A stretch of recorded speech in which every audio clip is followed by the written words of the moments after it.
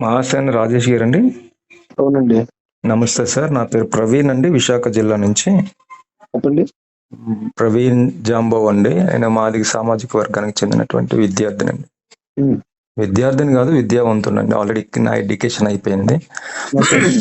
అంటే చాలా విషయాల్లో, కొన్ని విషయాల్లో మీరు మాకు ఆదర్శం.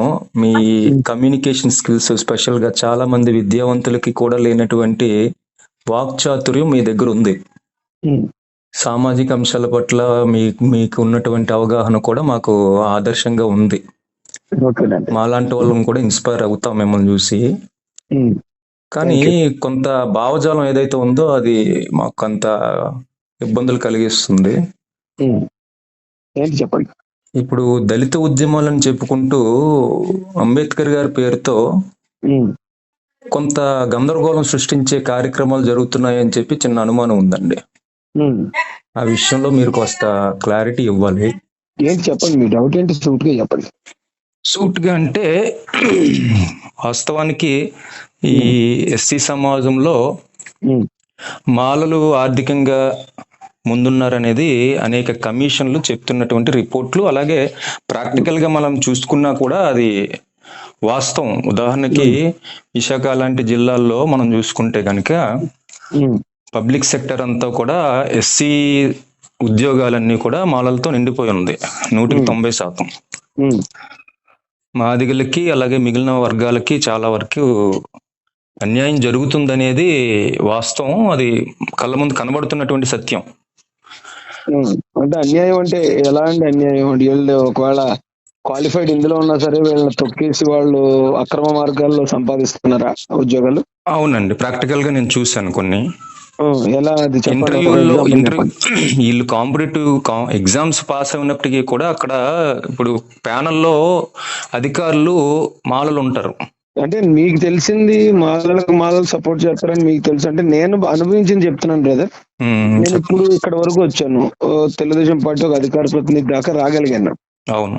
కానీ ఇందులో నన్ను 100% నన్ను వెనక్కలాగడానికి ట్రై చేసింది మాలలే. ఏ ఒక్కడు నాకు సపోర్ట్ చేయకపోగా అవును. నన్ను వెనక్కి లాగారు తప్ప పార్టీలో అరే రాజేష్ కి స్థానం ఇవ్వండి, మేము కూడా పార్టీలో మాల నాయకులు ఉన్నాం అని ఇప్పుడు ఒక్కడు కాకపోతే ఒక్కడు కూడా నా వైపు రికమెండ్ చేసిన వాడిని కూడా నేను చూడలేదు. అందుకని నాకేమనిపిస్తుంది అంటే మాలలకు మాలలు సపోర్ట్ చేసుకోరు అనిపిస్తుంది. ఒకవేళ మీరు చూసిన కోణంలో అది కరెక్ట్ అయి ఉండొచ్చు, కానీ నా కోణం అయితే మాత్రం నేను గమనించింది ఇది. ఇంటూ పోర్ అనేది ఉంటుంది, అది చాలా ఆబ్వియస్ గా ఉంటది. కాకపోతే లేదు నేను లేదు, అది సమాజాన్ని అది దృష్టిలో పెట్టుకొని నేను మాట్లాడుతున్నాను. అలా కాదు బ్రదర్, అది మాదిగల్లో లేదు. ఎందుకు లేదు అంటానంటే మాదిగల్లో ఒక యూనిటీ ఉంది, ఒకరికొకరు సపోర్ట్ చేసుకునే నైజం ఉంది. అంటే ఇంకొక లేదు. ఎగ్జాంపుల్ చెప్తాను వినండి. నాకు ఎమ్మెల్యే టికెట్ అనౌన్స్ చేశారు చంద్రబాబు. అవును. నాకు ఎమ్మెల్యే టికెట్ అనౌన్స్ చేసినప్పుడు యాక్చువల్ గా అప్పుడుకున్న ఎస్ఎస్ఎల్ నాయకుడు ఎంఎస్ రాజు నాకు బాగా ఫ్రెండ్ అన్నమాట, మేము ఇద్దరం చాలా బాగా ఉంటాం. అవును. ఎంఎస్ రాజుకి అనౌన్స్ చేయలేదు ఎమ్మెల్యే టికెట్. ఉమ్. కానీ కాలక్రమేణంలో ఒకవేళ నేను అగ్రవర్ణాలతో అప్పుడు పడ్డ గొడవలు కావచ్చు, వేరే వేరే కారణాలతో నేను వదిలేశాను నా టికెట్. ఉమ్. కానీ ఎంఎస్ రాజుకి ఇక్కడున్న వర్లరామయ్య గారు కావచ్చు, మందకృష్ణ గారు కావచ్చు, వీళ్ళందరూ కలిసి చంద్రబాబు నాయుడు గారిని ఒప్పించి ఆయనకి ఎమ్మెల్యే టికెట్ ఇప్పించి ఆయన ఎమ్మెల్యే చేశారు. ఉమ్. అంటే వాస్తవాలు ఇటువైపు కూడా ఉన్నాయి, కాకపోతే ఇవి పైకి కనిపించట్లేదు. మందకృష్ణ గారు మీలాంటి విద్యావంతులు అందరూ కలిసి కేవలం మాలలే దోచుకున్నారు, మాలలే ఇది చేశారని చెప్పడం ద్వారా అదే ప్రచారంలోకి వచ్చింది తప్ప ఇక్కడ టీం వర్క్ కూడా ఉందండి, బాగా జరుగుతుంది. అవును. అంటే మేము అంటుంది కేవలం మాలలు అని చెప్పట్లేదండి. సాధారణ ఉమ్, మాలలకి ఇటు ఈ రాజకీయాలతో కానీ వీటితో సంబంధం లేదు. మేము ఉమ్, మాట్లాడుతుంది మాలల్లో ఉన్నటువంటి ఎలైట్ వర్గం ఎవరైతే ఉన్నారో వాళ్ళతో ఇబ్బందికరమైన వాతావరణం మాకు ఉంది ఇక్కడ. ఓకే. అది నేను మాట్లాడుతున్నాను. అదే ఆయన కూడా మాట్లాడాడు. మీరు మీరు సారీ ఫర్ ద ఇంటరప్షన్. అంటే మీరు ఆల్రెడీ మీరు అది మిస్గైడ్ చేశారు ఆయన్ని. కృష్ణమాదిక్ గారిని కూడా ఇంటెన్షనల్ గా చేశారు అనిపించింది. ఎందుకంటే మీకు చాలా విషయం మీద చాలా అద్భుతమైనటువంటి అవగాహన ఉంటది. ఆ, మీ ఏంటంటే టాకటివ్నెస్ కూడా చాలా బాగుంటది, విశ్లేషణ కూడా అద్భుతంగా ఉంటది. కానీ కృష్ణమాదిక్ గారి విషయంలో మీరు ఎందుకు ఆ విధంగా మాట్లాడారనేది కాస్త భయం, నాకు కొంత బాధాకరంగా అనిపించింది. అయితే ఒకటి ఒకటి బ్రదర్, ఒకటి నేను ఏమంటానంటే ఇప్పుడు నేనంటే మీరంటే నాకు అభిమానం ఉందనుకోండి, అవును. మీ గురించి ఎవరైనా చెడుగా చెప్పినా కూడా నేను నమ్మను. ఎందుకంటే లేదు నాకు ఆయన అంటే ఇష్టం, ఆయన ఐడియాలజీ ఇష్టం అనే ఆ కోణంలోనే ఉంటాను నేను. అయితే ఇప్పుడు మీరు అన్నట్టు మందకృష్ణ గారి మాటల్ని వక్రీకరించారు, మీరు మిస్గైడ్ చేశారు జనాల్ని అంటున్నారు. అయితే అవును. నేను ఒకటి సూటిగా అడుగుతాను మిమ్మల్ని. చెప్పండి. మందకృష్ణ గారి మాటల్లో నేను ఇప్పుడు ఈ మధ్యలోనే ఆయన వీడియోలు చూడడం మొదలు పెట్టానండి. ఆయన ప్రెస్ మీట్లు, ప్రతి ప్రెస్ మీట్ లో ఆయన మిస్ అవ్వకుండా చెప్పే కొన్ని మాటలు ఏంటంటే, మాలల నుంచి ఖర్గే వెళ్ళాడు, మాలల నుంచి వినోద్ ఎవరో వచ్చారు, తెలంగాణలో ఎవరో కొంతమంది మాల నాయకులు ఉన్నారు, బట్టి విక్రమార్క వచ్చాడు, అవును. ఇలాగా మాలల నుంచే ఉన్నారు, మాలలే మొత్తం అన్ని స్థానాల్లో ఇచ్చేశారు అని ఆయన పదే పదే పదే పదే చెప్తున్నాడండి. అవును. అయితే ఇప్పుడు రామ్నాథ్ కోవింద్ గారు అంటే దేశానికి రాష్ట్రపతి చేసిన వ్యక్తి మాదిగాని నాకున్న సమాచారం. లేదండి, అలాగే కాదు. అలాగే రాంగ్ ఇన్ఫర్మేషన్, రాంగ్ ఓకే అండి, ఇన్ఫర్మేషన్. ఓకే ఓకే అవ్వచ్చు. అయితే నాకున్న కన్ఫర్మేషన్ ఏంటంటే 3 సార్లు ముఖ్యం ఆయన మొన్న అన్న దాంట్లో అంజయ్ గారు కూడా ముఖ్యమంత్రి చేశారు అనేది కోట్ చేశాడు ఆయన. అవును. అంజయ్ గారు చేసింది 3 నెలలు 4 నెలలు నాకు తెలిసినంత వరకు. కానీ ఈ భారతదేశంలో 3 సార్లు ఏకఛత్రాధిపత్యంగా ముఖ్యమంత్రి చేసింది ఒక చమార్ బిడ్డ, అంటే ఒక మాదిగ బిడ్డ. అవును. అలాగే ఇక్కడ ఆంధ్రప్రదేశ్ లో చాలా మంది మాదిగలు చాలా సాలిడ్ పొలిటికల్ బ్యాక్గ్రౌండ్ ఉన్న వాళ్ళు ఉన్నారు, తెలంగాణలోనూ ఉన్నారు.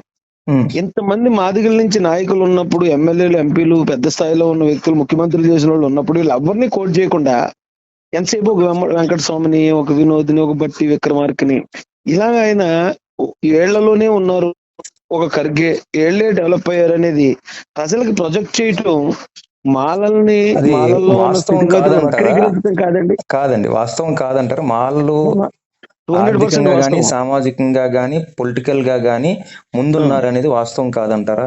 అంటే ఇప్పుడు ఒకవేళ నిజంగా ఎవరైనా ఆర్థికంగా, సామాజికంగా, పొలిటికల్ గా ముందుకెళ్లారు అనుకోండి, ఎగ్జాంపుల్ చెప్తున్నాను, అవును. ఓపెన్ కేటగిరీ ఉంటదండి, ఓపెన్ కేటగిరీ స్థానంలో ఎవరన్నా పోటీ పడవచ్చు కదా. అవును. అవును.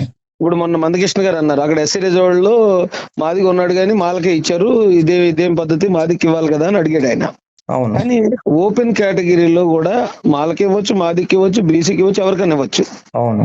కానీ ఓపెన్ కేటగిరీలో ఉన్న సీట్ ని ఏ రోజైనా మా మాదికి ఇవ్వండి అని మందకృష్ణ గారు అడిగారా? లేదా?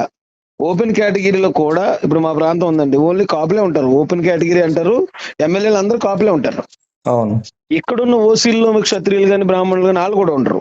మరి అలా లేనప్పుడు ఈ ఓపెన్ కేటగిరీ రిజర్వేషన్లు అన్ని కాపులు దోచుకుంటున్నారా అనొచ్చా?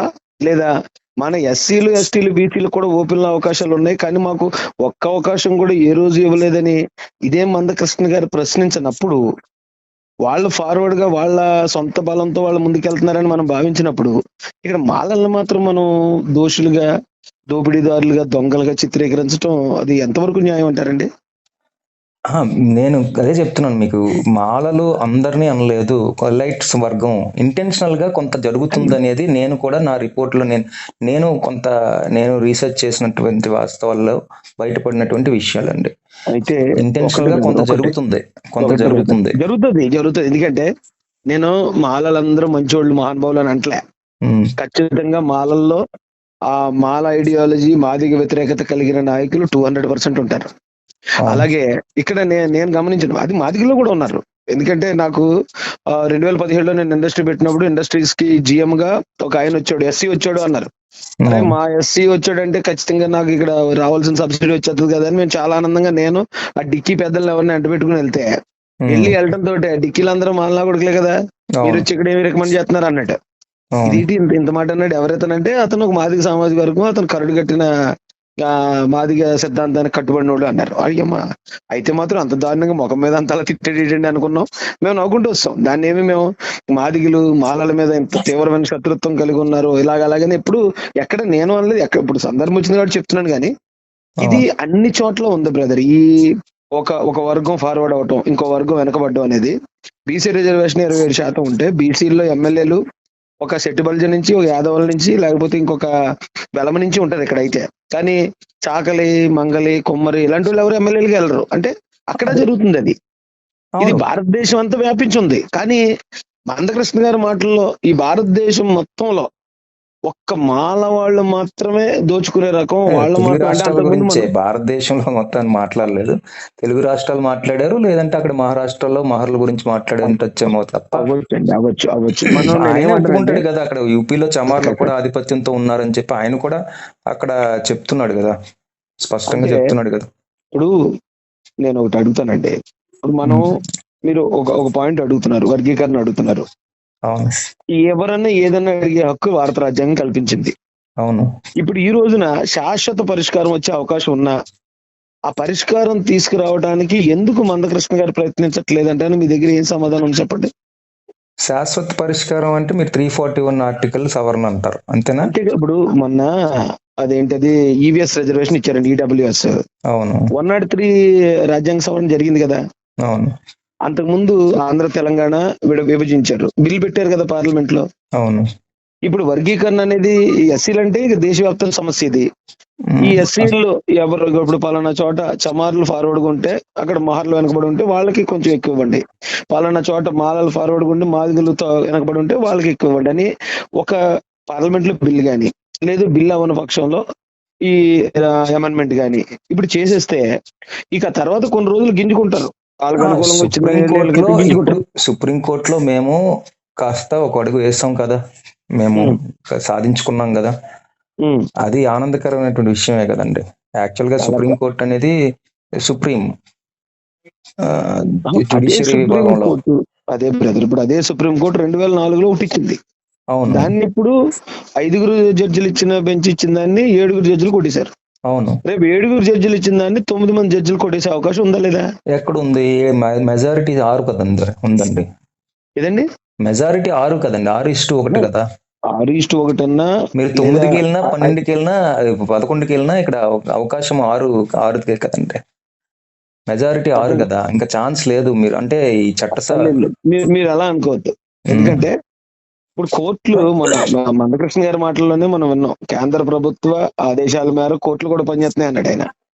కాబట్టి ఒకవేళ ఎవరైనా అనుకూలమైన గవర్నమెంట్ వస్తే ఇది కొట్టడానికి 100% అవకాశం ఉందండి. సేమ్ మీరు EVS reservation, EWS reservation parliament లో బిల్ పెట్టాక అప్పుడు కూడా కోర్టుకి వెళ్ళారు కొంతమంది. కోర్టుకి కొట్టేస్తే వెళ్తే మళ్ళా కోర్టు ఒకటే చెప్పింది వాళ్ళకి. ఏముంది కోర్టు సార్, ఏం చెప్పిందంటే కొట్టేస్తే మళ్ళా మేము పోరాటం చేస్తాం, దానికి ఏముంది. ఎందుకు మరి అలాగా? ఇప్పుడు ఏముంది. మన దగ్గర 341 మంది ఎంపీలు ఉన్న సమయంలో మోడీ గారు వచ్చి మనకు హామీ ఇచ్చారు. అవును. ఆ టైంలో ఆయన తలుచుకుంటే దీనికి శాశ్వత పరిష్కారం అంటే ఇచ్చేసే స్థాయి వీళ్ళు అది. అంటే ఈ ఎస్సీ వర్గం వాళ్ళు కూడా క్రీమీ లేయర్ ని వ్యతిరేకిస్తున్నారు కదా, అది సమస్య వచ్చింది కదా ఇప్పుడు మనకి. ఇప్పుడు ఆంధ్ర తెలంగాణ చట్టసభలో ఉన్నటువంటి విడిపోవద్దని ప్రతినిధులు కూడా క్రీమీ లేయర్ ని వ్యతిరేకిస్తున్నారు. దానివల్ల మనకి అక్కడ పార్లమెంట్ లో జరిగే అవకాశాలు కనబడట్లేదు. అలా కాదండి, ఆంధ్ర తెలంగాణ విభజించేటప్పుడు ఆంధ్ర రాజకీయ నాయకులు, ఎంపీలు, ఎమ్మెల్యేలు, ముఖ్యమంత్రులు అందరూ వ్యతిరేకించారు. ఆగిందా? ఇక్కడ అందరూ కూడా అండి, ఇక్కడ మాదిగ ప్రజాప్రతినిధులు కూడా క్రీమీ లేయర్ ను వ్యతిరేకిస్తున్నారు. మరి ఎక్కువ మంది ప్రజలు వ్యతిరేకిస్తున్నారంటే ప్రజలు కాదండి, ప్రతినిధులు, ప్రజాస్వామ్యం ప్రకారం ప్రజాప్రతినిధులు, ప్రజలు కాదండి, ఏమండి? చట్టసభల్లో ప్రజాప్రతినిధులు అంతే. అంటే నేను అనేది ఎమ్మెల్యే నేను ఒక ఎంపీలు. మాట చెప్తాను నేను. ఇప్పుడు మోడీ గారు మందకృష్ణ గారికి సపోర్ట్ అండి, అవును. రేవంత్ రెడ్డి గారు యాక్సెప్ట్ చేశారు, చంద్రబాబు నాయుడు గారు ఓకే అన్నారు. అవును. ఇక ఎమ్మెల్యేలు, ఎంపీలు వీళ్ళ కాదని ఓటేసే దమ్ము ఎవరికైనా ఉందా? లేదుగా. మరి వాళ్ళని అదేగా వ్యతిరేకిస్తారు జరగబోతుంది. నాయకులందరూ ఒప్పుకున్నప్పుడు. మేము అది జరుగుతుందా లేదా అనేది ఖచ్చితంగా వర్గీకరణ ఫలాలు మేము త్వరలో చూడబోతున్నాం. కానీ ఈ వ్యతిరేకత మీ నుంచి మేము ఎందుకు వస్తుంది అనేది మా ఆవేదన. నా దగ్గర నుంచి వచ్చే వ్యతిరేకత కేవలం దీనికి శాశ్వత పరిష్కారం చూపించకుండా ఇంకా మళ్ళీ మాలల మాదిగలు కొట్టుకునే ఇప్పుడు, ఎందుకంటే ఇప్పుడు సుప్రీంకోర్టు జడ్జిమెంట్ ఇచ్చారు. మాలల వాదన ఏంటి? మీరు ఒక్క మాట, ఇప్పుడు మాలల వాదన ఏంటి? రాజ్యాంగం ప్రకారం జరగలేదు, మేము దాన్ని వ్యతిరేకిస్తాం అంటారు. రేపు ఒకవేళ వేరే కోర్టు వచ్చి ఈ జడ్జిమెంట్ కొట్టేశారు అనుకో, మందకృష్ణ గారు ఏమంటారు? మాలలు దీనికి అడ్డు తగులుతున్నారు కాబట్టి ఇది ముందుకెళ్ళట్లేదు అంటారు. మళ్ళీ మాల మాదిగల మధ్యలో ఇష్యూస్ మళ్ళీ కంటిన్యూ అయిపోతాయి కదా. ఈ లౌక్యం, ఈ చతురత వద్దు కానీ మీకు అంటే శాశ్వత పరిష్కారం కోసం మాదిగలకు సాయం చేయడం కోసం మీరు ఇప్పుడు అడ్డుకుంటున్నారు అంతేనా? లేకపోతే మాలలకు కూడా సపోర్ట్ చేయడానికే? ఓకే, అదే సామాజిక న్యాయం అందరికీ, అది సామాజిక న్యాయం. సామాజిక న్యాయం కోసం శాశ్వత పరిష్కారం. ఇప్పుడు వర్గీకరణ జరిగితే 100% ఫలాల న్యాయం జరిగేది మాదిగలకే. ఎందుకు? మాదిగలు ఉపకులాలకి. అంటే న్యాయం ఎలా చెప్తున్నాను, జరుగుతుంది? నేను సామాజిక న్యాయం జరుగుతుంది. ఇప్పుడు ఏం మాలలకి ఏం అన్యాయం జరిగిపోవట్లేదు కదా. అవును కదా, మరి ఎందుకు మీరు మాదిగలు న్యాయం జరుగుతుంది అంటే మాలలు అన్యాయం అవుతున్నారని కదా అర్థం వస్తుంది. ఎలా మాలలకి ఏం వస్తుందండి? అన్యాయం జరగదు అయ్యో, కదండి. అది ఎలాగవుద్దండి? ఇప్పుడు మాదిగలు ఉమ్, తినట్లేదంటే మాలలు తినట్లేదని మాలల దగ్గర కూడి తీసి తినేస్తున్నారని కాదు కదా అర్థం. ఇక్కడ ఉమ్, వాళ్ళకి ఉమ్, వాళ్ళ వరకు రీచ్ అవ్వట్లేదు రిజర్వేషన్లు అనేవి. అది అది మన ఉమ్, మన పోరాటం కాబట్టి. అంటే ఉమ్, మీరు ఒక్కసారి అంటే వర్గీకరణ జరగదు అనే భావనలో ఉండేటప్పుడు వర్గీకరణకు అనుకూలంగా మీరు మాట్లాడారు. ఒక్కసారిగా ఉమ్, వర్గీకరణ అనుకూలంగా ఉన్నటువంటి వాతావరణం ఎప్పుడైతే క్రియేట్ అయ్యిందో మీలో ఉమ్, ఉన్నటువంటి ఆ విద్వేషం అంతా బయటపడింది. మీరు ఒక్కరు మీ గురించి మాత్రమే మాట్లాడలేదు, చాలా మంది మీలో ఉమ్. మాలల్లో ఉన్నటువంటి మేధావులందరి గురించి నేను మాట్లాడుతున్నాను. చాలా మంది ఇప్పుడు వాళ్ళు నేను నిజంగా మీరు బయటపడ్డారు. అనుకున్నట్టే నిజమైనటువంటి అయితేనండి. కాదు, నిజమైనటువంటి కాదు. ఉమ్, మీరు అన్నట్టే నేను అయ్యేలా ఉంటే, ఏ రోజైతే మందకృష్ణ గారి మీటింగ్ కి మోడీ గారు వచ్చి హామీ ఇచ్చారో నేను ఆ రోజే వ్యతిరేకించేయాలి. అసలు మోడీ గారు ఇలాగ వేస్తారు, ఎలాగ వస్తుంది, మేము వర్గీకరణ వ్యతిరేకిస్తున్నాం నేను చెప్పాలి. ఎందుకంటే ఆ రోజు నేను ఎందుకు వ్యతిరేకించలేదంటే, పోన్లు ఇప్పటికన్నా శాశ్వత పరిష్కారం వచ్చేది. ఇప్పుడు ఆంధ్ర తెలంగాణ విడిపోక ముందు అబ్బాయి హైదరాబాద్ పోతే మేము చచ్చిపోతాం అన్నారు ఆంధ్ర వాళ్ళు. తీరా విడిపోయింది, ఇప్పుడు చక్కగా హైదరాబాద్ వెళ్ళి వస్తున్నారు, అన్నదమ్ముల్లో కలిసి సార్, ఉన్నారు. అలాగే మహారసేన రాజేష్ కొద్దిమంది గారు వర్గీకరణకు అనుకూలమా వ్యతిరేకమా సార్? రాజ్యాంగబద్ధంగా జరిగితే దేనికైనా అనుకూలం, రాజ్యాంగాన్ని బైపాస్ చేసి జరిగితే దేనికన్నా వ్యతిరేకం. రాజ్యాంగానికి ఇప్పుడు ప్రజలకి అనుకూలంగా లేనటువంటి అంశాలు ఏవైతే ఉన్నాయో రాజ్యాంగమే చెప్తుంది కదా సవరణలు చేసుకోమని చెప్పి. మరి చేయమనండి, హక్కునిచ్చింది, నేను అదే అంటున్నాను. హక్కునిచ్చింది కదా. రాజ్యాంగం చేయమంటుంది కదా, చేసేయండి. చేసేస్తే అప్పుడు రాజ్యాంగబద్ధం అది, అప్పుడు దాన్ని సపోర్ట్ చేస్తాను నేను. 341 కి మీరు అంటున్నట్టు మనం అనుకుంటున్నటువంటి వర్గీకరణకి ఎలాంటి సంబంధం లేదండి. మీరు సపోజ్ ఒకసారి ఇప్పుడు విశ్లేషణ లేదంటే చేయండి. 341 చేయొద్దండి. ఉమ్. పార్లమెంట్ లో బిల్ పెట్టి పాస్ చేసేమనండి. ఏం అవసరం లేదు. ఇప్పుడు మాకు ఆల్రెడీ సుప్రీంకోర్టులో వచ్చింది కాబట్టి రాష్ట్రాలకి అవకాశం ఉంది కాబట్టి ఇప్పుడు జరుగుతుంది, జరగబోయేది అదే. జరగబోయేది ఈడబ్ల్యూఎస్ అదే. రిజర్వేషన్ పార్లమెంట్ ఇచ్చిందా, సుప్రీంకోర్టు ఇచ్చిందా? పార్లమెంటు ఇచ్చింది, పార్లమెంటే ఇచ్చింది. దానికి నేను కాదనట్లేదు. మరి ఇది పార్లమెంట్ ఇవ్వడానికి ఏంటి ప్రాబ్లం? పార్లమెంట్ లో సుప్రీంకోర్టు జరిగిన చట్టాన్ని సుప్రీంకోర్టు అమలు చేస్తుందా, లేదంటే సుప్రీంకోర్టు ఇచ్చిన తీర్పుని పార్లమెంట్ అమలు చేస్తుంది? ఇది ఒకటి చెప్పండి. అదే సుప్రీంకోర్టు ద్వారా జరిగినటువంటి అంశాలు ఏవైతే ఉన్నాయో అవి ఇప్పుడు జరగకపోవడం వల్ల మీకు వస్తున్నటువంటి నష్టం ఏంటి? అవి సుప్రీంకోర్టు ఈ తీర్పుని మీరు అంగీకరించకపోవడానికి మీకు వస్తున్నటువంటి నష్టం ఏంటి అని అడుగుతున్నాను నేను. అది ఇప్పుడు గతంలో రాజ్యాంగం ఇదంతా సిల్లీగా ఉంది. రాజ్యాంగబద్ధంగా జరగాలి, ఇదంతా సిల్లీగా ఉంది. అంటే అంటే దీనివల్ల నష్టం ఏంటి? ఇప్పుడు సుప్రీంకోర్టు ఒక తీర్పు ఇచ్చింది సార్, దానివల్ల మాలలకు జరిగే నష్టం ఏంటి? అదండి, ఇప్పుడు ఈ రోజు మనకు అనుకూలంగా వచ్చింది కాబట్టి రాజ్యాంగానికి వ్యతిరేకంగా వచ్చినా పర్లేదని మీ వాదన. ఇదే వాదన ఇప్పుడు సుప్రీంకోర్టు చెప్పింది కాబట్టి సుప్రీం అంటున్నారు మీరు. మరి మొన్నటికి మొన్న ఎక్కువ రోజులు కూడా అవ్వలేదు ఇంకా, ఎస్ఎస్టీ అట్రాసిటీ చట్టాన్ని నిర్వీర్యం చెప్తూ అదే సుప్రీంకోర్టు తీర్పు ఇచ్చింది. మరి మందకృష్ణ గారు ఎందుకు తిరగబడ్డారు సుప్రీంకోర్టు మీద? అది సుప్రీం కదా, అది చెప్తే అదే ఫైనల్ కదా, ఎందుకు తిరగబడ్డారు? రాజ్యాంగబద్ధంగా చేయమనేది మీరు అంటే పార్లమెంట్ లో పెట్టాలి, అదే సమస్య పరిష్కారం, అది శాశ్వత పరిష్కారం. అది పెట్టడానికి ఇప్పుడు వీళ్ళ దగ్గర అవకాశం ఉంది. ఇప్పుడు నిజంగా ఓన్లీ చంద్రబాబు గారు ఒక్కరే ఉన్నారు, మందకృష్ణ గారు వెనకాల కేంద్రం సపోర్ట్ లేదనుకోండి, నేను ఇది అడగను. సరే, ఇక్కడ జరిగినంత కాలం జరుగుతుంది, మళ్ళీ అడ్డుకునే వాళ్ళు అడ్డుకుంటారు, ఇంకా గొడవలు ఉంటాయి అనుకుంటారు. అది కూడా జరుగుతుంది రాజేష్ గారు. ఇప్పుడు దేనికైనా ఒక సమయం అనేది ఉంటది కదా. ఇప్పుడు ఏదైతే కేసు ఉందో ఆ కేసు విషయంలో ఒక అడుగు ముందుకు వేస్తాము. మీ పేరేంటి? ప్రవీణ్ అండి. ప్రవీణ్ గారు, అది జరుగుతుంది అన్నారు చూడండి, దాన్ని నేను అప్రిషియేట్ చేస్తాను. అది జరిగే వరకు నేను వ్యతిరేకిస్తాను, అది జరిగిన తర్వాత నుంచి నేను సమర్థిస్తాను. ఏం వ్యతిరేకిస్తారు అంటే, నేను ఇంకొక మాట కూడా మాట్లాడాలి. యాక్చువల్గా వర్గీకరణ ఒకటే కాదు, క్రీమీ లేయర్ గురించి మాట్లాడాలి. తర్వాత క్రీమీ లేయర్ ని వ్యతిరేకించడం అనేది, నేను కృష్ణమాదిక్ గారితో కూడా నాకు కొన్ని విభేదాలు ఉన్నాయి, అవి తర్వాత విషయాలు. కానీ క్రీమీ లేయర్ ని మీరు సపోర్ట్ చేస్తున్నారా మహేశన్ రాజేష్ గారు? నేను ఒక రకంగా చెప్పాలంటే క్రిమి లేయర్ కింద ఉండేవాడిని అండి, కాబట్టి నాకు క్రిమి లేయర్ తో నాకు సమస్య ఏముండదు, నా పిల్లలకి ఏం సమస్య ఉండదు. ఓకే, ఇప్పుడు క్రిమి లేయర్ పైన ఉన్నవాడు ఎవడన్నా ఒకవేళ దాన్ని వ్యతిరేకించవచ్చు. అయితే దానిలో ఒక పాయింట్, మందకృష్ణ గారు చెప్పిన క్రిమి లేయర్ కూడా న్యాయమే ఒక రకంగా. ఎలాగంటే, ఒకసారి రిజర్వేషన్ పొందినోడు మరొకసారికి తప్పుకుంటే తర్వాత సారికి రిజర్వేషన్ అందనోడికి అది అందుతుంది. అవును. తర్వాత ఆడి తప్పుకుంటే ఆ తర్వాత అందుతుంది, అలా చివరి దాకా అందుతుంది అనేది ఆయన ఆలోచన. అవును అంతేగా. కానీ ఇక్కడ నేనేమంటానంటే మనోళ్ళ కొంతమంది వాదన అందులో కూడా న్యాయం అనిపించింది నాకు. ఏంటి ఇప్పుడు ఒకడు ఐఏఎస్ ఆఫీసర్ అయ్యాడు, ఆడికి ఒకవేళ క్రిమిలేయర్ వర్తించినా ఓకే పర్వాలేదు, వాళ్ళ పిల్లలకి సరిపడినంత సంపాదించేస్తాడు. అవును. ఒక అతను క్లాస్ 4 ఎంప్లాయ్ ఉన్నాడు, వాడికి అన్ని అప్పులు ఉంటాయి, వాడి జీతం అంతా కట్ అయిపోతా ఉంటది. ఆ ఎంప్లాయీని బేస్ చేసుకుని నువ్వు గవర్నమెంట్ ఎంప్లాయీ కాబట్టి నీ పిల్లలకు వర్తించదు అనేది అది ఎందుకో మరి నాకైతే రాంగ్ అనిపించింది. అంటే పైగా అప్పులు అయిపోతే పైగా గవర్నమెంట్ పైగా పైగా ఒక మాట, పైగా ఈ రిజర్వేషన్ ఎస్సీ రిజర్వేషన్ మనకు వచ్చింది కేవలం ఈ వివక్ష అంటరానితనాన్ని బేస్ చేసుకుని వచ్చింది.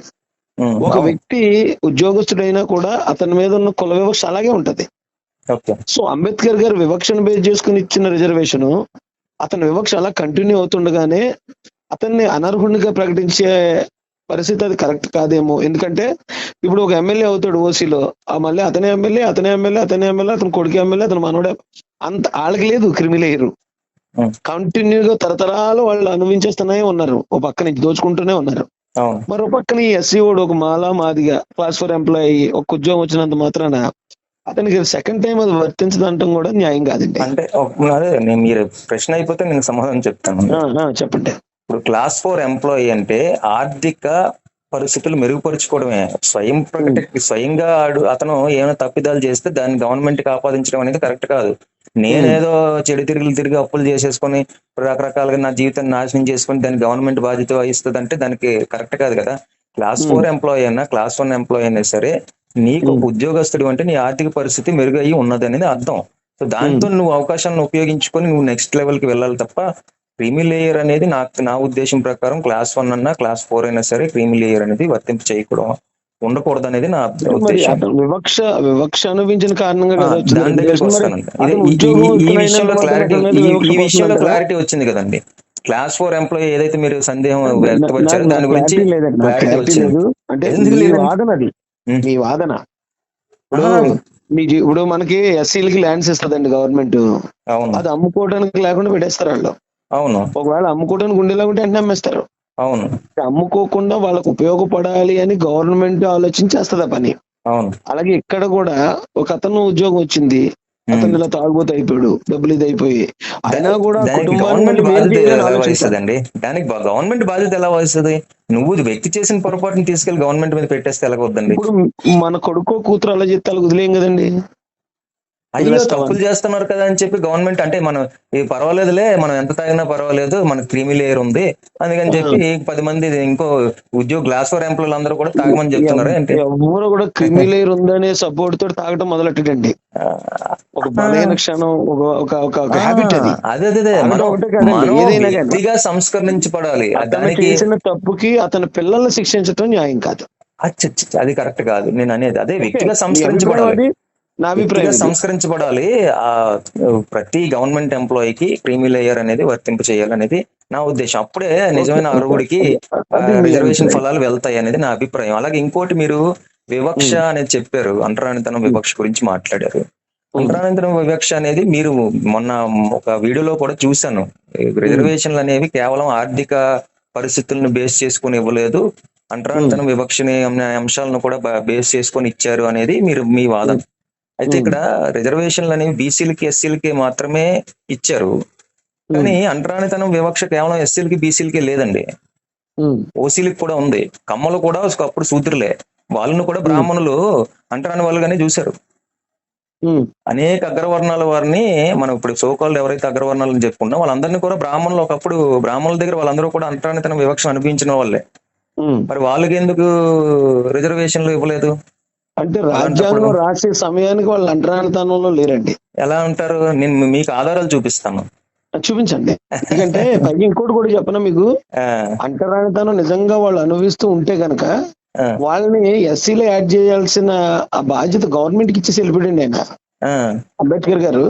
ఇప్పుడు షెడ్యూల్ కులాల్లో ఉన్న కులాలను ఐడెంటిఫై చేసింది అంబేద్కర్ గారు కాదు, అప్పుడున్న గవర్నమెంట్ చేసింది అది. ఒకవేళ నిజంగా మీరు అన్నప్పుడు కమ్మోళ్ళు లేకపోతే కాపులు అంటరానితనం అనుభవిస్తున్నారు అనుకోండి, వాళ్ళని ఎస్సీలో పెట్టకపోవడం అప్పుడున్న గవర్నమెంట్ చేసిన తప్పు. ఎస్సీలో కాదులేండి, కనీసం బీసీలో పెట్టడమో లేకపోతే వివక్ష అనే విషయం మీద ఏదో కొంత ఆలోచన చేయడం అనేది చేయాలి. గవర్నమెంట్ చేయాలి, లేకపోతే గవర్నమెంట్ తప్పది. సో అదే అంటే అది కారణం కాదనిపించింది. మీరు వివక్ష అంటరానితనం అనేది ఏదైతే చూపించారో అది కరెక్ట్ కాదనిపించింది మీరు చెప్పినటువంటి పాయింట్. ఇది రిజర్వేషన్ గా రిజర్వేషన్ యొక్క అర్హత కేవలం ఆర్థిక పరిస్థితులే కాదు, అంటరానితనం, వివక్ష మరి కాబట్టి ఏంటి కాబట్టి ఈ వర్గీకరణ అనేది, అంటే మీరు క్రీమీ లేయర్ ని వ్యతిరేకించారు మీ ప్రసంగంలో ఒకసారి విన్నా. అవునండి, అవును. అది కరెక్ట్ కాదనిపించింది. ఓకే, మీరు ఎప్పుడు కూడా అందరూ ఒక అభిప్రాయంతో ఉంటారు కదండి. రెండు అభిప్రాయాలు ఎప్పుడు ఉంటాయి. రెండు అభిప్రాయాల్లో న్యాయం ఉంటది, ఆ రెండు అభిప్రాయాల్లో ఎంతో కొంత అన్యాయం కూడా ఉంటది. అది మీకు మీ మీద ఇంకా మాకు నమ్మకం ఉంది, ఎందుకంటే ఒక పెద్ద కొండనే ఢీ కొట్టారు, జగన్ అనే పెద్ద కొండనే చాలా బలంగా ఢీ కొట్టినటువంటి వ్యక్తి మీరు. అంచేత కాస్త గౌరవం ఉంది, కాకపోతే కాస్త జరుగుతుంది, మీరు ఏమైనా ఆలోచన చేస్తారేమో చిన్న విన్నపం మీకు. నేను ఆలోచిస్తానండి, నేను ఆలోచించే ముందుకెళ్తాను. అక్కడ అన్యాయం జరిగింది అన్నప్పుడే నేను ఇప్పుడు మనం కొంతమంది అంటూ ఉంటారు, మీరు ఓసీలతో పోటీ పడండి, ఓసీలతో పోటీ పడి ఓపెన్ కేటగిరీలో కొట్టండి అన్నప్పుడు నేను ఒకసారి చెప్పాను, ఓసీలు చదువు, వాళ్ళ స్టాండర్డ్స్ అదంతా వేరు, వాళ్ళతో మనం పోటీ పడలేం కాబట్టి రిజర్వేషన్ వచ్చింది అంటాను. రైట్. అలాగే ఇక్కడ మందకృష్ణ గారు, ఇక్కడ కొన్ని ఎస్సీలో కొన్ని కులాలు ఫార్వర్డ్ గా ఉన్నాయి, సో వాళ్ళ చదువు స్టాండర్డ్ కి తగ్గ చేయలేం కాబట్టి దానిలో మాకు కేటగరైజేషన్ కావాలి అంటూ ఒక పద్ధతి, ఒక న్యాయం అది. అలాగే అనుకోండి, నేనేమంటాడంటే అవకాశాలను దోచుకున్నారు, 70 సంవత్సరాల నుంచి దొబ్బి తెలియదు. ఆవేదన అండి, ఆవేదన అంతే. ఆవేదన అలా ఉండకూడదండి. రాజేష్ గారు రాజేష్ గారు మీకు ఇంకా పరిస్థితులు మీకు పూర్తిగా అవగాహన ఉన్నాయో లేదో తెలీదు. మీరు ఒకసారి మీరు ఏ మండలానికి వెళ్ళండి, తెలుగు రాష్ట్రాల్లో ఏ మండలానికైనా వెళ్ళండి, పబ్లిక్ సెక్టర్ డిపార్ట్మెంట్లు అన్ని చూడండి, 100% ఉద్యోగాలు మాలలో ఉన్నారండి, ఎస్సీలు ఉద్యోగాలు. ఉదాహరణ స్టీల్ ప్లాంట్ లాంటి కంపెనీల్లో 2600 మంది ఎస్సీ ఉద్యోగులు ఉంటే అందులో మాలయేతరులు 150 మంది ఉన్నారు సార్. 150 మంది, మిగిలిన వాళ్ళందరూ మాలలే. ఆ 150 మందిలో కూడా రిజర్వేషన్లు వాడుకుని ఉద్యోగం సాధించిన వాళ్ళు 4. మిగిలిన వాళ్ళందరూ ఆర్ కార్డుల మీద వచ్చిన వాళ్ళే. అంటే రిజర్వేషన్ నిజంగా ఉపయోగించుకుంటుంది ఎవరు ఇక్కడ? అయితే ఇప్పుడు అదే స్టీల్ ప్లాంట్ లో మొత్తం ఎంప్లాయీస్ సంఖ్య ఎంతండి? ఉంటారు 20,000 పైన ఉంటారంట కదా. మరి ఆ 20,000 ఉన్న క్యాస్ట్లు ఏం క్యాస్ట్లు అంటారు అయ్యి? నేను ఎస్సీల గురించి మాట్లాడుతున్నా. అలా కదండి, ఇప్పుడు న్యాయం గురించి మాట్లాడితే మొత్తం 20,000 పోస్టుల గురించి మాట్లాడాలి. 18,000 పోస్టులు మీరు అది మాకు సంబంధం లేదని వదిలేస్తున్నారు. ఈ 2,000 పోస్టులే ఇది అన్యాయం అని పాయింట్. ఇది ఏం పాయింట్? మన కళ్ళ ముందు అన్యాయం జరుగుతున్నా ఓసీలో ఉన్నది 15%. అదండి, ఓసీలో ఉన్నది 10%. ఇప్పుడు మీరు చెప్పిన 20,000 18,000 ఉద్యోగాల్లో గ్యారంటీగా 15,000 మంది వాళ్ళే ఉంటారు.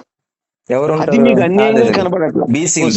బీసీలు ఉన్నారు, కలిపి బీసీలు ఉన్నారు అనుకుందాం అండి. మెజారిటీ మీరు ఐఏఎస్, ఐపీఎస్, బ్యాంక్ ఆఫీసర్లు మీరు ఎవరన్నా చూడండి, టాప్ మోస్ట్ లీడర్స్ అందరూ కూడా వాళ్ళే ఉంటారు. అందులో ఏమిటి, మీరు జ్యుడిషియరీ తీసుకున్న, పోలీస్ డిపార్ట్మెంట్ తీసుకున్న, ప్రతి డిపార్ట్మెంట్ లో ఎస్సీ విభాగాల్లో మానవులతో ఆధిపత్యం. ఇప్పుడు మీరు అన్నది నిజం అవ్వచ్చు. మనం అన్యాయం గురించి మాట్లాడేటప్పుడు ఈ టాప్ లో ఉన్న ఈ 18,000 మంది ఆ శాతాన్ని వదిలేసి ఈ 2,000 శాతాన్ని మీరు చూస్తూ ఉండిపోయారు. వాళ్ళని మళ్ళీ దోషులుగా చిత్రీకరిస్తాయి. ఆ పైన 18,000 మంది ఎవరు తీసుకున్నా మీకు పర్లేదు, అది ఈ 2,000 మాత్రం మాలను మాత్రం తీసుకోకూడదు సార్. అలా కాదండి, 20,000లో 15% ఎంత అండి? ఏమండి 20,000లో 15% ఎంత సార్? 1,500 13,000 అండి. 3,000 సార్. మరి 2,600 నుంచి 3,000 ఉద్యోగాలు ఉన్నాయి సార్ ఎస్సీలకి. మన వాట మనకు దక్కింది కదా. ఓకే, మరి అలాంటప్పుడు ఇంకా ఓసీ ఉద్యోగాలతో మనకేం పని సార్? మనం 15% కాదు కదండి ఉంటా. మరి తెలుగు రాష్ట్రాల్లో ఎంత సార్ రిజర్వేషన్? రిజర్వేషన్ శాతం తక్కువ ఉంది మనకి, మన జనాభా శాతానికి రిజర్వేషన్ శాతం తక్కువ ఉంది. దానికోసం పోరాడదాంలేండి సార్, అది మన మాట. పోరాడదాం, 16%, 17% మళ్ళా సెన్సస్ జరగాలి, మళ్ళా సెన్సస్ జరగాలి. అలా కాదండి, పోరాడాల్సింటే మీరు చూడాల్సింది ఈ 2,000 ఉద్యోగాల్లో కాదు, ఆ 18,000 ఉద్యోగాలు చూడాలి. అప్పుడు పోరాటం. ఉద్యోగాలు వాళ్ళు జనాభా ప్రాతిపదికన వాళ్ళ బీసీలు ఓసీలు, మన జనాభా ప్రాతిపదికన మనకి 15% వచ్చింది, మనం 15% వచ్చింది. అప్పుడు సెన్సస్ జరిగి ఎంతమంది ఉన్నారు? ఓసీలు ఎంతమంది ఉన్నారు? ఓసీల పాపులేషన్ మీరే చెప్పారు కదా 10%. 2%. ఓపెన్ కేటగిరీలో ఉన్న 50 ఉద్యోగాల్లో మెజారిటీ ఉద్యోగాలు ఎవరికి వస్తాయి 50లో? అలా మీరు ఓపెన్ కేటగిరీ అంటారు. నేను ఇక్కడ వర్గీకరణ ఎస్సీలకు మీరు సంబంధించినటువంటి ఎప్పుడు వాటా గురించి మాట్లాడుతున్నప్పుడు పక్కోడు పళ్ళు అంటే పక్కోడు గంజిలో మెతుకులు చూడటమే కాదు, మనకు అసలైన దోపిడీ వైపు కూడా ఒక లుక్ వేయండి. ఎందుకంటే ఇప్పుడు చిన్న చితకవాళ్ళు అనుకోండి, ఓకే మందకృష్ణ గారు చెప్పారు విన్నారు, మీరు విద్యావంతులు, ఆ, మనం అది చూడాలి, ఇప్పుడు ఇది చూడాలి. పోనీ ఓకే మీరు అన్న అన్ని కరెక్ట్ అండి, మీరు అన్నట్టు న్యాయం బీభత్సంగా జరిగిపోతుంది అనుకుందాం. దానికి మోడీ గారు, చంద్రబాబు నాయుడు గారు, రేవంత్ రెడ్డి గారు అందరూ కూడా మన మంద గారికి సపోర్ట్ చేస్తున్నారు. అవును. రాజ్యాంగబద్ధంగా సవరణ చేసేమనండి. ఎవడన్నా మాట్లాడితే ఆడి తాట తీసేద్దాం మీరు నేను కలిసి. ఉమ్. ఓకే అండి. అలాగే అలాగే అది జరుగుతుందండి ఖచ్చితంగా. కాకపోతే మీరు ఆ విద్వేషాన్ని బయట పెట్టే ప్రయత్నం అయితే చెయ్యొద్దు అని ఆ మాట చెప్తున్నాం. మంద గారికి కూడా చెప్పండి, ఎప్పుడు మాలల గురించి మాట్లాడకన్నా లేదు, ఏ రోజు కూడా ఆయన మీరు వినండి, ఆయన మన వాటా మనకు కావాలి తప్ప లేదు లేదు ఎదుటోడిని బూతిగా చూపించటం లేదు. ఆయన ఏమన్నాడు, మాలలకు కూడా జనాభా ప్రాతిపదికన కూడా కావాలని చెప్పి ఆయన చెప్పాడు. ఆయన ఏం చెప్పక్కర్లేదండి, ఆటోమేటిక్ వర్గీకరణ అయితే మీరు ఎలా మాలలో కొంతమంది ఎలైట్ వర్గము, కొంతమంది ఎవరైతే వర్గీకరణ వ్యతిరేక వర్గం వాళ్ళు ఉన్నారో వాళ్ళతోనే పేచీలని ఆయన స్పష్టంగా చెప్తాడు. వర్గీకరణకు వ్యతిరేకం అని మీరు అనుకుంటున్నారు, వాళ్ళు రాజ్యాంగబద్ధంగా ఉన్నారు, రాజ్యాంగంలో వర్గీకరణ లేదు కాబట్టి మాకు వద్దు అంటున్నారు. మీరు రాజ్యాంగంలో లేదని అడుగుతున్నారు. సామాజిక న్యాయాన్ని వ్యతిరేకిస్తున్నటువంటి వాళ్ళు ఎలా మరి అంబేద్కర్ వాదులు అవుతారు చెప్పండి? ఏంటి సార్ సామాజిక న్యాయం అంటే?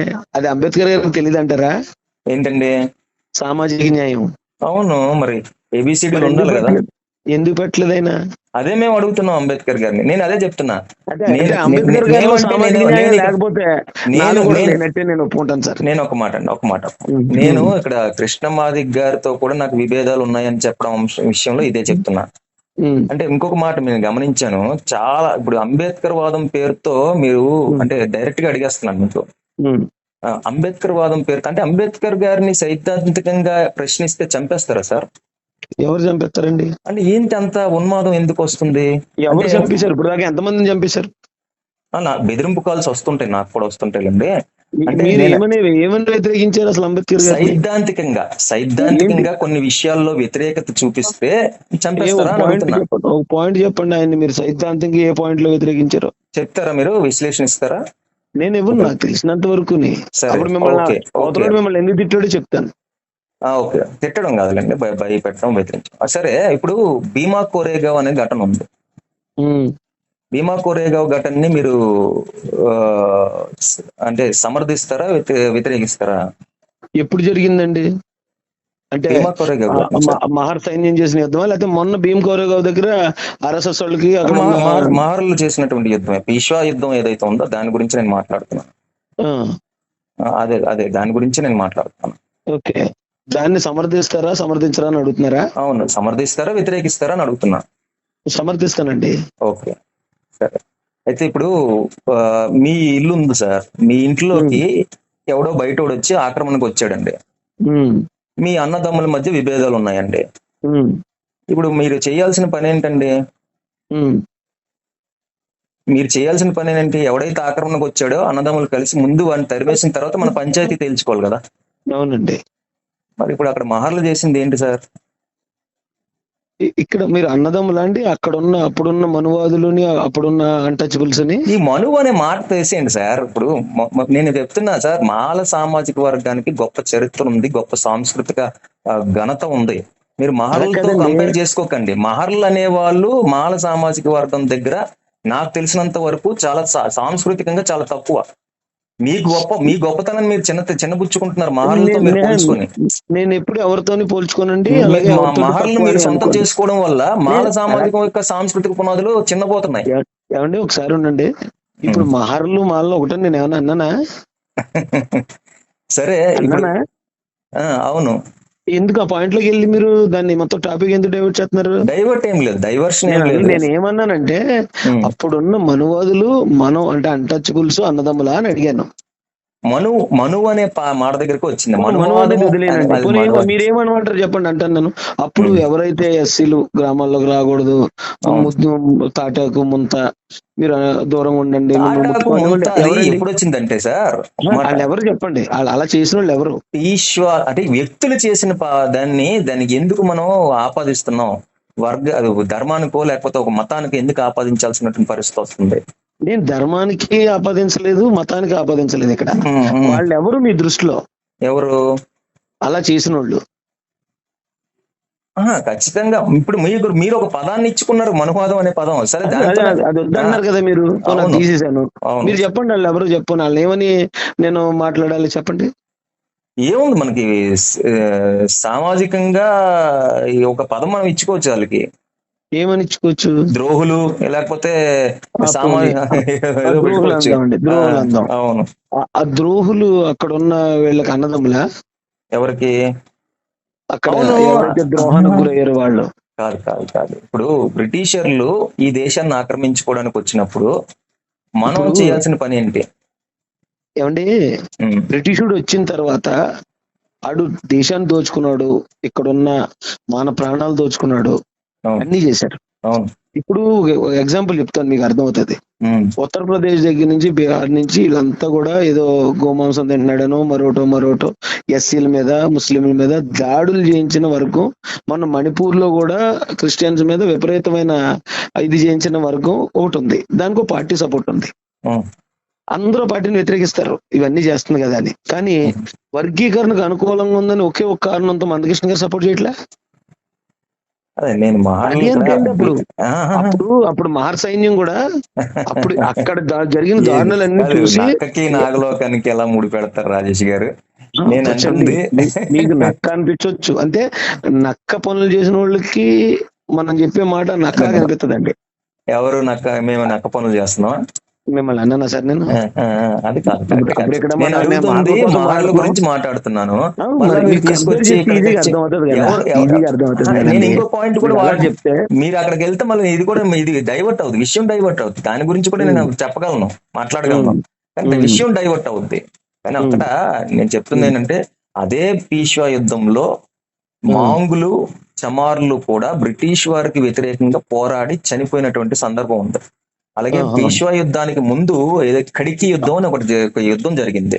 ఆ ఖడికి యుద్ధంలో కూడా బ్రిటిష్ వారితో పోరాడి మాంగులు, చమార్లు కూడా ప్రాణాలు కోల్పోయారు.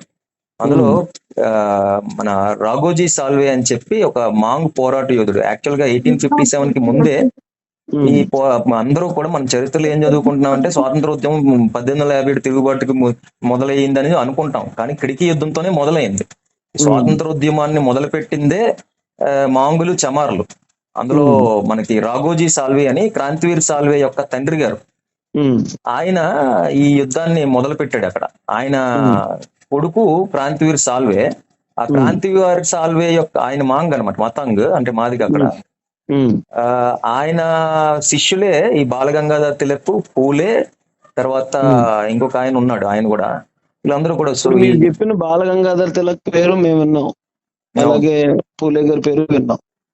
మీరు చెప్పిన పెద్ద ఆయన పేరు అసలు చరిత్రలో కూడా లేకుండా చేసినాడు ఎవడో తెలుసా మీకు? ఎవరు? అదే ఎవరన్నా తెలియలేదు కదండి. నేను చెప్పేది అది కూడా మేము స్ట్రైట్ గా మాట్లాడొస్తే, అది కూడా వీరులు కనుమరుగైపోవడానికి వాళ్ళని మరుగు చేసిన మేము అంబేద్కర్ గారిని విభేదిస్తున్నారా అని అడుగుతున్నారు కదా. ఈ కొన్ని విషయాల్లో మేము కూడా విభేదిస్తున్నాను, నేను కూడా విభేదిస్తాను. వాళ్ళతో మాట్లాడకండి, వాళ్ళు విభేదించరు. ఇప్పుడు కృష్ణమాది అభిమానులు ఎవరైతే ఉన్నారో ఈ విషయాలు నాకు మాట్లాడరు, నేను మాట్లాడుతున్నాను స్పష్టంగా. నేను ఏమంటానంటే, విభేదించే వాళ్ళు మీరు ఒక్కరే కాదండి, ఆయన విగ్రహాల మీద అన్ని విషయాల్లో అదే తప్పు. నేను అన్ని విషయాల్లో అనట్లే, కొన్ని విషయాల్లో విభేదాలు ఉన్నాయి. అందరికీ అన్ని నచ్చాలని ఏం లేదు కదండి. దేవుడే అందరికీ నచ్చడు. అదే కదా, దేవుడు ఒకరికి నచ్చిన దేవుడు ఇంకొకరికి నచ్చడు. నచ్చాలని ఉంది. నేను అంటుంది అంబేద్కర్ గారి పేరుతో ఉన్మాదులను తయారు చేయకండి అంటున్నా. ఇంకెవరు లేరు అనేట్లుగా తయారు చేస్తున్నారు సమాజాన్ని. ప్రత్యేకంగా యువకులు ఏమంటున్నారంటే, అంబేద్కర్ గారిని తిట్టారనే కారణంతో ఎవరన్నా చంపారు చెప్పండి ఎక్కడన్నా? ఇమ్మీడియట్ గా వాళ్ళ మీద యాక్షన్ తీసుకుందాం, మనం పోరాటం చేద్దాం. పోయి భయపెడుతున్నారు. దాడి చేశారు ఎవరి మీద వెళ్ళి ఎక్కడన్నా? ఉన్నాయి ఏమో ఉన్నాయి ఉన్నాయి అంబేద్కర్ ఇలాగ సంఘటనలు ఉన్నాయి, అన్నారు మీకు దాడి చేసిన సంఘటనలు సంఘటన. ఉన్నాయి, మీకు ఇస్తాను. అలాగే డైరెక్ట్ గా బెదిరింపులకు వస్తున్నారు కదండి, చంపుతాం డైరెక్ట్ నరుకుతాం బెదిరింపులు అంటున్నారు కదా. ఇప్పుడు మీరే నేను చాలా మందకృష్ణ గారిని సందర్భాల్లో మీరే అన్నప్పుడే చెప్పారు, అలా అంబేద్కర్ కదండి. గారిని అంటే చంపేస్తాం నరికేస్తాం మీరే చాలా సందర్భాల్లో చెప్పారు. మందకృష్ణ గారిని అంటేనే నన్ను చంపేస్తామని బెదిరించారు. ఆ ఇది మన వస్తాయి. మందకృష్ణ గారిని. ఆ, మరి ఆ, అంబేద్కర్ గారికి కూడా అలాంటి అభిమానులు ఉంటారు కదా. ఉంటారు ఉంటారు కాదనట్లేదు నేను. మరి నేను అంటున్నా అది మందెత్తే తప్పే, తప్పు. వ్యక్తి ఆరాధన ఉన్మాదం అనేది అది ఎక్కడున్నా తప్పే. అది మందకృష్ణ మాదిగ అన్నా అంబేద్కర్ అన్నా ఎక్కడున్నా తప్పే. వ్యక్తి ఆరాధన ఉన్మాదం అనేది మనిషిని ఉన్మాదంలోకి తీసుకెళ్తది. వ్యక్తి అవునండి, ఆరాధన అనేది అది అది అది తప్పని అంబేద్కర్ గారు కూడా చెప్పారు. అవును, మన చట్టాలు కూడా చెప్తున్నాయి. Correct correct. కాబట్టి దాన్ని అంబేద్కర్ మనం గారే చెప్పారు ఆ మాటని, కానీ మీరు అది చాలా మంది అది పాటించట్లేదు, ఉన్మాదంలోకి తీసుకెళ్తున్నారు యువతని అంటున్నా. అంటే నేను ఏమంటున్నారంటే అంబేద్కర్ గారు తప్ప ఇంక దళిత సమాజంలో ఇంకో వ్యక్తి లేడు అని చెప్పి మీరు ప్రొజెక్ట్ చేసే ప్రయత్నం చేయటం వల్ల ఏమైందంటే ఇప్పుడు ఇలాంటి గొప్ప గొప్ప నాయకులు చాలా మంది వాళ్ళ చరిత్ర కనుమరుగైపోయింది. క్రాంతివీర్ సాల్వే ఉన్నాడు. అలా కాదండి, ఇప్పుడు కొంతమంది అంబేద్కర్ గారి గురించి తెలుసుకుని ఆయన్ని ప్రాజెక్ట్ చేశారు. మీరు ఇప్పుడు సాల్వే గారి గురించి తెలుసుకున్నారు కదా, మీరు 10 మందికి 100 మంది మీరు ప్రాజెక్ట్ చేయండి. చెప్తున్నాం చాలా వరకు కొంత ఆలోచన చేస్తున్నారులేండి ఇప్పుడు. కాకపోతే ఏమైపోయిందంటే దళిత సాహిత్యం అనేది మీ వర్గపు చేతుల్లో ఉండిపోయింది మొదటి నుంచి. కుసుమ దర్పణ దగ్గర నుంచి మొదలుపెట్టింది మీరే కదా సార్, విద్యావంతులైంది మొట్టమొదటిగా మీరే కదా. చదువుకోవడం కూడా నేరం అని ఇప్పుడు అర్థమైంది సార్ నాకు. కాదనట్లేదండి, దళిత సాహిత్యం అనేది ఏం చేశారంటే మా చరిత్ర జనరల్ గా ఈ రాఘోజీ సాల్వే గాని క్రాంతివీర్ సాల్వే గాని విఆర్ షిండే అనే వ్యక్తి తెలియదు సార్ మనకి. అంబేద్కర్ గారు 5వ తరగతి చదువుతున్నప్పుడే విఆర్ షిండే అనే వ్యక్తి ఈ దేశంలో సామాజిక ఉద్యమాలు మొదలు పెట్టాడు సార్. సామాజిక ఉద్యమాలు మొదలుపెట్టి ఎస్టీ సమాజం కోసం అలాంటి అన్ని బయటకు తీసిరండి. వాళ్ళని కూడా మనం ఇక ఈ నాయకుడు కూడా ఎందుకంటే పూలే గారు ఏమి ఎస్సీ కాదు, కానీ పూలే గారిని కూడా గౌరవిస్తారు. అంబేద్కర్ ని గౌరవించి ప్రతి ఒక్కరు పూలే గారిని గౌరవిస్తారు. అలాగే ఇప్పుడు మీరు చెప్పిన నాయకుల గురించి కూడా తెలిసింది అనుకోండి ప్రజలకి, గౌరవిస్తారు. నేను అదే అంటున్నాను సార్, నేను అదే చెప్తున్నా. మరి సాహిత్యాన్ని మీరు సొంతం చేసుకున్నారు. కుసుమ దంపనం దగ్గర నుంచి బొజ్జా తారకము కత్తి పద్మారావు వరకు మీరే రాశారు. చదువు ఎవరికి సొంతం కాదండి, అది ఎవరు దాని దగ్గర తీసుకుంటే వాళ్ళకి సొంతం అవుతుంది. అది అవునవును, ఎడ్యుకేట్ అవడం వల్ల మిషనరీలు ఇచ్చినటువంటి విద్యని మీరు అవకాశం ఉపయోగించుకోవటం, చైతన్యం అవటం తప్పని నేను అనట్లేదు దాన్ని. కానీ కొంతకాలం పాటు సాహిత్యం అనేది మీ చేతిలో ఉండటం వల్ల ఏమైపోయిందంటే ఈ ఈ ఈ కొంతమంది ఈ నాయకులు ఎవరైతే ఉన్నారో గొప్ప వాళ్ళు ఇదే దళిత సమాజంలో పుట్టి గొప్ప చరిత్ర సృష్టించినటువంటి వాళ్ళందరూ కూడా వాళ్ళ యొక్క చరిత్రలు మాకు చెప్పే వాళ్ళు ఎవరు లేకుండా పోయారు. విఆర్ షిండే అంటే ఎవరికి తెలియదు సార్, ఎల్సి గురుస్వామి గురించి తెలీదు. ఇప్పుడు చెప్తున్నటువంటి దళిత ఉద్యమాలు చేసినటువంటి వాళ్ళు చాలా ఎడ్యుకేటెడ్ ఉన్నారు. ఉస్మానియా, నేను అక్కడ ఉస్మానియాలో చూస్తాను, నేను చాలా మంది నాకు ఫ్రెండ్స్ కూడా ఉన్నారు, చాలా తెలివైన వాళ్ళు, అనర్గళంగా మాట్లాడగలుగుతారు. ఇప్పటి నుంచి తీసుకురండి, ఇంకా బోల్ టైం ఉంది చరిత్రను మన చరిత్రను మనం చెప్పుకోవడానికి. చేస్తున్నాం అదే ప్రయత్నంలో ఉన్నాము. అదే అందుకని ఇప్పుడు బహుజన రాజ్యం పేరుతో కూడా వర్గీకరణ అనే అంశాన్ని, సామాజిక న్యాయ అనే అంశాన్ని కూడా తూట్లు పొడిచే కార్యక్రమాలు చేస్తున్నారు చాలా మంది. బహుజన రాజ్యం కంటే కావాల్సింది ముందు వర్గీకరణ అనేది జరగాలి. ఆర్థిక వర్గీకరణ అనే దాన్ని ఒక్క మందకృష్ణ గారు తప్ప, లేదా మందకృష్ణ గారిని అనుసరించే ఇక్కడున్న మాదిగ యూత్ కొద్ది మంది ఉన్నారు వాళ్ళు తప్ప, అవును, దేశవ్యాప్తంగా ఉన్న లీడర్స్ గాని, దేశవ్యాప్తంగా ఇతర రాష్ట్రాల్లో ఉన్న చమార్లు గాని, మాదిగలు గాని, అంతవరకు తెలుగు రాష్ట్రంలో నేనే చెప్తా, మీరు చెప్పాల్సింది ఇది ప్రజాస్వామ్యం. ఎక్కువ ప్రజలు ఎటువైపు ఉంటే అటువైపు మొగ్గు చూపేదే ప్రజాస్వామ్యం. సో ఎక్కువ మంది ప్రజలు వర్గీకరణ కోరుకోనప్పుడు అదే న్యాయం. ఎక్కువ మంది కోరుకున్నారు అనుకోండి, అప్పుడు అది న్యాయం. అవును, ఎక్కువ మంది కదా. సమాజంలో అమాయకత్వం ఉంటది, సమాజంలో అవిద్య ఉంటది, కానీ న్యాయం అనేది న్యాయమే, నిజం అనేది నిజమే. కానీ ఇప్పుడు ఏ విశారదనో లేకపోతే మీరు అంటున్నటువంటి మాయావతే వర్గీకరణ అంగీకరించినంత మాత్రాన అది సామాజిక న్యాయం కాకుండా పోదు. ఇప్పుడు రాజ్యం కంటే వాళ్ళకి న్యాయం ఉంటది, ఈ వాదన చెప్పే హక్కు మీకు ఎలా ఉందో దానికి వ్యతిరేక వాదన చెప్పే హక్కు కూడా వాళ్ళకు కూడా ఉంటది. దాన్ని కూడా మీరు రెస్పెక్ట్ చేయండి. ఖచ్చితంగా బహుజన రాజ్యం అనేది జరగాలి బ్రదర్. కాకపోతే ఇప్పుడు మనం ఇన్ని ఎస్సీ సమాజంలో ఆర్థిక అసమానతలతో ఉన్నటువంటి తన సమయాన్ని ఇది రాజ్యాంగ చెప్తా. వర్గీకరణ జరిగితేనే జరిగే పని కాదని తెలిసిన 30 సంవత్సరాలు ఆయన జీవితాన్ని దీని మీదే వినియోగించేశారు. అలాగే ఆయనతో పాటు ఉన్న వాళ్ళ జీవితాన్ని కూడా వినియోగించేశారు. ఇక బహుజన రాజ్యం ఎక్కడి నుంచి వస్తుంది మనకి? నేను అని చెప్తున్నా, బహుజన రాజ్యం అనేది ప్రాక్టికల్ గా వర్కౌట్ కాదు. ఇన్ని ఆర్థిక అసమానతలతో ఉన్నటువంటి ఎస్సీ సమాజంలో బహుజన రాజ్యం వర్కౌట్ అవ్వదు. ఓకే. ఒకవేళ తెచ్చుకున్నా కూడా మళ్ళా ఎవరైతే ఆర్థికంగా చైతన్యమై ఉన్నటువంటి మాల సామాజిక వర్గం ఉన్నారో వాళ్ళ చేతుల్లోకే రాజ్యాధికారం వెళ్తారు తప్ప ఇది సామాజిక న్యాయం జరగదు. ఇప్పుడు వర్గీకరణ లేకుండా ఆర్థిక అసమానతలతో బహుజన రాజ్యం తెచ్చేసుకున్నామండి, అది జరగదులేండి. తెచ్చేసుకున్నాం అనుకోండి. ప్రవీణ్ గారు ఒక మాట, ఆ ఇప్పుడు మాలలు అంత పవర్ఫుల్ అంటున్నారు కదా, నాకే తెలియదు మాలలు ఎంత పవర్ఫుల్ అనే విషయం. లేదు, మరి మీరు సామాజికంగా ఎంతవరకు మీరు విశ్లేషణ చేశారో తెలియదు కానీ లేదులేండి, నేను నాకు ఇప్పుడు వీళ్ళు ఈ అధికారులతో కానీ లేకపోతే ఎవరైతే ఉన్నారో కనీసం నేను మా ఏరియాలో ఉన్న పోలీస్ ఎస్ఐ గారితో కూడా పరిచయం పెట్టుకున్నాను. అధికారులు ఎవరితో పరిచయంలో ఉండను నేను, కాబట్టి నాకు నిజంగానే ఆ వైపు తెలీదు. కానీ నేను చూసిన పొలిటీషియన్స్ ఎవరైతే పొలిటికల్ లీడర్స్ అన్నామో, ఇక్కడ ఒక ఎంపీ మాల ఉంటే ఇంకొక ఎంపీ మాదిగా ఉంటాడు, ఒక ఎమ్మెల్యే మాల ఉంటే ఇంకొక ఎమ్మెల్యే మాదిగా ఉంటది. మన తమ్ముడు అన్నాడు తూర్పుగోదావరి జిల్లా మొత్తానికి ఒక ఎస్సీ మాదిగ నుంచి ఒక్కరన్నా ఉన్నారా అని అడిగాడు ఒక ఆయన. ఒక మాట, తూర్పుగోదావరి జిల్లాలో నిజంగానే ఒక్క మాది కూడా లేరు, 3 ఉన్నాయి, 3 మాలే. ఎంపీ ఉంది, ఎంపీ కూడా మాలే. కానీ వెస్ట్ గోదావరి 3 ఉన్నాయి, 3 మాదిగే. కృష్ణా జిల్లా 3 ఉన్నాయి, 3 మాదిగే. ఎందుకు చెప్తున్నానంటే మళ్ళీ ఇవి ఈ నియోజకవర్గాలు మాల మెజారిటీ నియోజకవర్గాలు ఇవి. ఇక్కడ మాది పాపులేషన్ తక్కువ, అక్కడ అనంతపురం మనం నంద్యాల అటువైపు వెళ్తే మాది పాపులేషన్ చాలా ఎక్కువ. ఇక్కడ మాల పాపులేషన్ ఎక్కువ ఉన్న చోట కూడా 6 ఉంటే 6 మాదిగ సోదరులే 6 సీట్లు ఎగ్గేశారు. కానీ మరి ఇంతమంది పొలిటీషియన్లు మనలో కూడా ఉన్నప్పుడు కేవలం మన ఎస్సీలో మాత్రమే ఉన్నారనేది ప్రొజెక్ట్ చేయటం, మరి అది ఎంతవరకు న్యాయం అంటారు? మాలలో ఉన్నారంటారు, మాదిగల్లో కూడా ఇంతమంది ఉన్నప్పుడు జనాభా ప్రాతిపదికన లేరు అనేది వాస్తవం అండి, మీరు అంగీకరించాలి. మీరు జనాభా ప్రాతిపదికన లేరు. చట్టసభల్లో ప్రజాప్రతినిధుల దగ్గర నుంచి మీరు అంటున్నటువంటి క్లాస్ 4 ఉద్యోగాల వరకు కూడా హవా అయితే మాలది 100% ఉంది. అది మీరు ప్రత్యక్షంగా వెళ్ళి చూడొచ్చు. అలాగే కమిషన్ రిపోర్ట్లు కూడా చెప్తున్నారు. మందకృష్ణ గారు సీఎం చంద్రబాబు నాయుడు గారిని ఆయన ప్రభావితం చేయగలిగాడు 2004లో. అవును, 2000లో. అలాగే మందకృష్ణ గారు ఆయన ఎవరో రాజశేఖర రెడ్డి గారిని ప్రభావితం చేయగలిగాడు.